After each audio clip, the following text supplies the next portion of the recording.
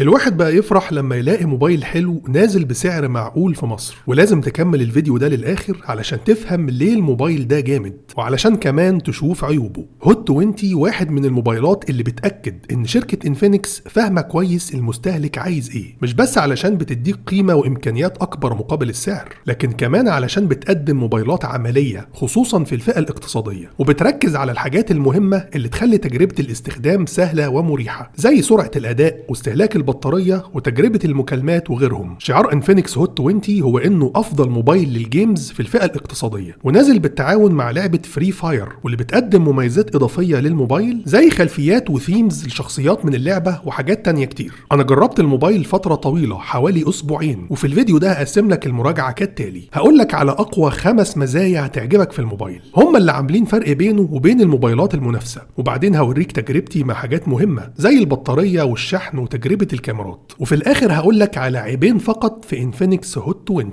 بس كالعادة قبل ما نبدأ عايزك تنزل تعمل لايك لانه بيفرق كتير في انتشار الفيديو، ولو كنت اول مرة تشوفني اشترك في القناة وفعل الجرس.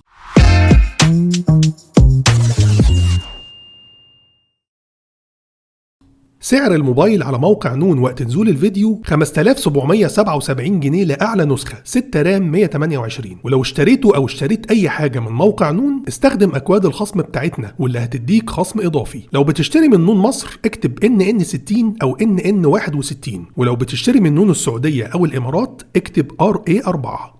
هنبدأ بالمزايا القوية، وأول حاجة هتعجبك لما تشوف الموبايل هو التصميم بتاعه. أفضل واجهة أمامية بين كل المنافسين، شاشة كبيرة بأقل حواف في الفئة الاقتصادية، مع النوتش الوحيدة اللي بتيجي بتصميم البانش هول. نفس الواجهة دي هتلاقيها في موبايلات أغلى من كده بكتير. أما الظهر فجاي من البلاستيك طبعا، ولكن جاي بأفضل تصميم موجود في السعر ده، خصوصا اللون الأبيض اللي معانا. الظهر ناعم زي المراية وبيدي انعكاسات قوية مع الضوء، مع تصميم جديد وجميل للكاميرات الخلفية. الفريم الخارجي الموبايل جاي بتصميم حاد وبدون منحنيات على نفس طريقة تصميم الايفون مثلا، وفي اللون الابيض الفريم بيجي باللون الفضي، والاتنين مع بعض عاملين كونتراست حلو جدا ومزودين شياكة الموبايل. سمك الموبايل معقول 8.3 مللي، وزن الموبايل اقل من 200 جرام. تصميم هوت 20 مش تصميم موبايل اقتصادي، هو بينافس تصميمات في الفئة المتوسطة. ندخل على تاني ميزة قوية في الموبايل وهي الشاشة. كمواصفات دي أعلى حاجة تقدر تاخدها بسعر اقتصادي في 2023. شاشة نوعها IPS بدقة HD وتردد 90 هرتز، ولكن أنا ما حطيتهاش في المزايا القوية علشان مواصفاتها، لأن التفاصيل وتشبع الألوان فيها مش بيقدم حاجة زيادة عن المنافسين، ولكن احنا حطيناها لأن دي أكبر شاشة من حيث الحجم في السعر ده. حجمها أكبر من 6.8 بوصة. مع حجم الشاشة الكبير وأقل حجم للحواف ومع نوتش البانش هتاخد افضل تجربة مشاهدة في السعر ده. وكبر حجم الشاشة كان ضروري علشان يزود حلاوة تجربة الالعاب زي ما هنشوف دلوقتي. اضاءة الشاشة معقولة جدا بالنسبة لموبايل اقتصادي. ما قدرتش اعرف هي كام نتس، ولكن في معظم الوقت كنت شغال على 50% من الاضاءة. بالنسبة للتردد 90 هرتز فده من اكتر موبايلات انفينكس اللي حسيت فيها بفرق التردد فعلا. قبل كده ما كنتش بحسه بيوصل ل 90 هرتز في بعض موبايلاتهم زي هوت 11 مثلا، وفي وضع بيظبط لك التردد بشكل تلقائي علشان يوازن مع استهلاك البطارية. وصلنا لثالث ميزة قوية وأهم حاجة في الموبايل، وأكتر حاجة انفينكس مركزة عليها، وهي المعالج ومواصفات الأداء. هوت 20 جاي بالمعالج الأقوى في السعر ده، هيليو جي 85 مع 6 جيجا رام بالنسبة للنسخة اللي معانا. التقييم اللي بيديه الموبايل على تطبيق أنتوتو هو الأعلى حتى من موبايل منافس وراكب فيه نفس المعالج زي ريلمي نارزو 50A. طيب هل الأرقام دي بتعبر فعلا عن الأداء العام للموبايل؟ الحقيقة من حيث السرعة مفيش جديد. انفينكس بتقدم أسرع أداء بين كل المنافسين حتى لو عندهم نفس المعالج. التصفح وفتح التطبيقات بيتم بسهولة جدا، وده زي ما قلنا كتير قبل كده بسبب واجهة انفينكس الخفيفة والسلسة جدا واللي بتريح المستخدم. لكن الجديد هنا هو إصدار الواجهة الجديد XOS 12، واللي حسن كتير من شكلها في الهوم سكرين وضاف لها مميزات زي صندوق الاقتراحات، واللي بيقترح عليك التطبيقات اللي انت بتفتحها بشكل مستمر بحيث توصل لها بسهولة من الشاشة الرئيسية. فمن حيث الأداء العام الموبايل هو الأسرع، ده غير انه بيحافظ كويس على الأداء في ظروف الحرارة الحرارة المختلفة أو الاستخدام التقيل. عملت له اختبار ثروتلينج أو الاختناق أكتر من مرة وفي أوقات مختلفة، ونتيجة الاختبار كانت فوق ال 90%، والأداء كان كويس جدا.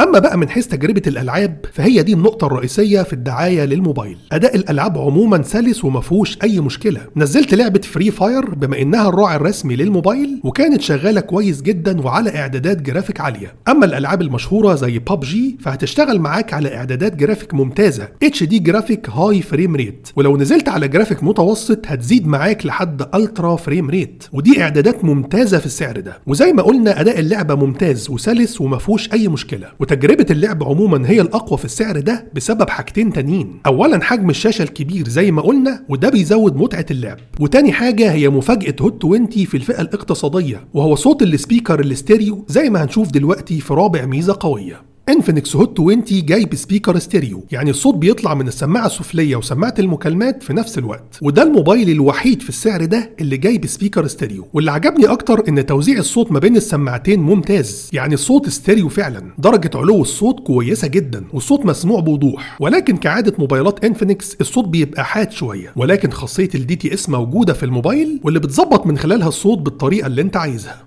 وصلنا لخامس ميزة قوية والحاجة اللي دايما بتتفوق فيها انفينكس، وهي تجربة المكالمات. انا ما حطيتهاش في المزايا القوية علشان شبكة الموبايل كانت ممتازة، ولا علشان صوت سماعة المكالمات عالي جدا وواضح، ولا علشان المايك بيلقط بشكل كويس جدا. لكن الحاجتين اللي فرقوا الموبايل ده عن كل الموبايلات المنافسة تقريبا هم اولا مستشعر التقارب الحقيقي اللي راكب في الموبايل، واللي بنشتكي من عدم وجوده في موبايلات اغلى من كده بكتير. اداء الاستشعار طبعا ممتاز، والشاشة ما فتحتش طول ما الموبايل على ودني. الحاجة التانية ان الموبايل فيه خاصية تسجيل المكالمات، ولكن بدون ما يتم ابلاغ الطرف التاني زي معظم الموبايلات دلوقتي. الحقيقة تجربة اجراء المكالمات هي الافضل في السعر ده، وزي ما قلنا انفينكس عارفة كويس المستهلك عايز ايه. كده خلصنا المزايا القوية، وهندخل دلوقتي على تجربتي مع حاجات مهمة زي البطارية والشحن والبصمة وتجربة الكاميرات. بس قبل ما نبدأ فيها عايز أفكرك إنك لو عايش في مصر اشترك في جروب التليجرام بتاعنا، لأنه بينزل عليه المنتجات اللي عليها عروض وخصومات قوية في مصر. هتلاقي الرابط تحت الفيديو، دوس عليه وبعدين دوس جوين أو اشترك.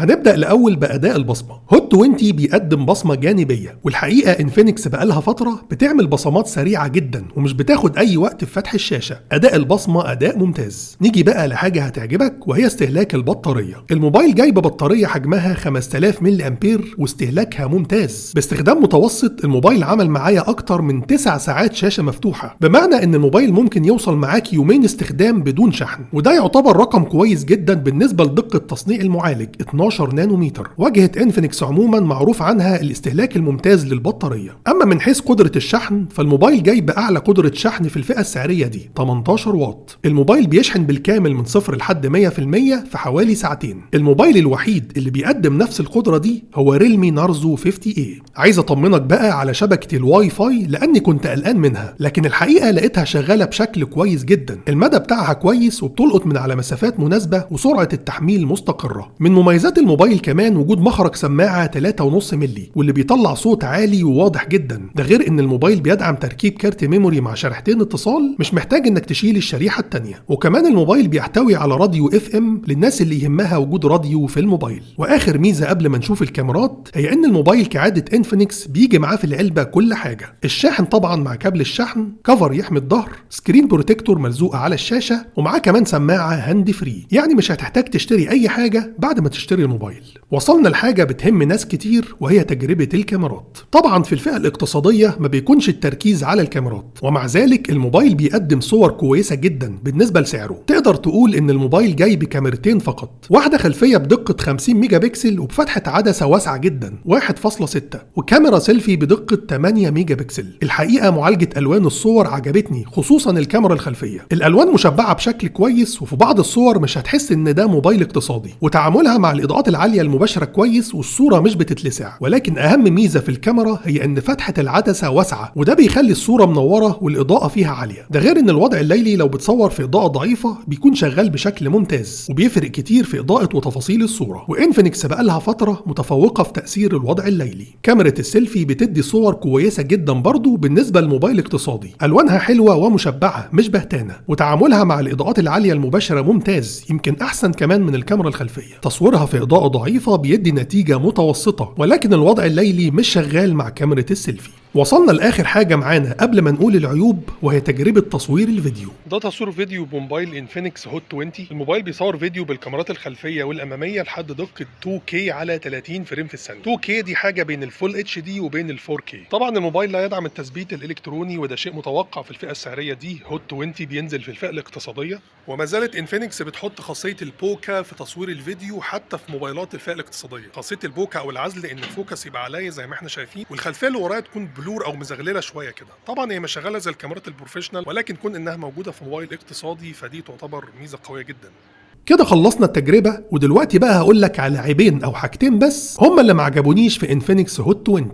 العيب الأول هو عدم وجود لمبة إشعارات. الغريبة إن الموبايل فيه لمبتين موجودين قدام، لكن بينوروا في حالتين بس، يا إما وأنت بتشحن الموبايل، يا إما بيشتغلوا كفلاش أمامي لكاميرا السيلفي، ولكن مش شغالين كلمبة إشعارات. بالتالي لو ما سمعتش صوت الإشعار ساعة ما وصل مش هتقدر تعرف بوجوده إلا لو فتحت الشاشة. تاني عيب في الموبايل هو عدم وجود مايك للضوضاء، ولكن ده طبيعي في الفئة الاقتصادية، وده بيساعد في إن صوتك يوصل للي بيكلمك بشكل أوضح لو كنت بتتكلم في مكان دوشة. دي كانت تجربتنا الواحد من افضل موبايلات الفئه الاقتصاديه انفينكس هوت 20. ما تنساش تستخدم اكواد الخصم بتاعتنا لو هتشتري اي حاجه من موقع نون، وما تنساش تشترك في جروب التليجرام وهتلاقي الرابط بتاعه تحت الفيديو. مستني تعليقاتكم واسئلتكم في الكومنتات.